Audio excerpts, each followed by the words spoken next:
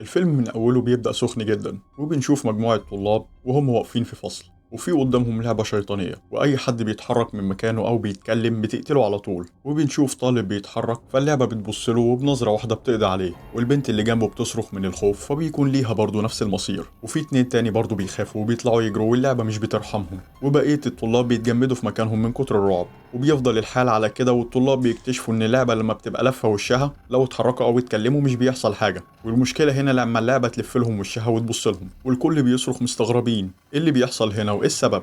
وفي واحد من الطلاب بيقول لهم يهدوا، وبيقول لهم انه يعرف حاجة، وان اللعبة دي اسمها لعبة الموت، بس هي جت هنا ازاي وبتعمل كده ليه ما يعرفش، ومش عارف قوانين اللعبة دي. بس اللي يعرفه ان اللعبة بتنتهي لما حد يقدر يدوس على الزرار اللي في ظهرها. والشاب ده عارف المعلومات لانه شغال في متجر العاب وعنده خلفية عن ألعاب كتير. وفي واحد منهم بيتجرأ وبيقول سيبوها عليا، وبيجري من غير وعي، وقبل ما بيعرف يدوس على زرار اللعبة بتبصله وبتقضي عليه. وفي واحد بيقول ما تخافوش،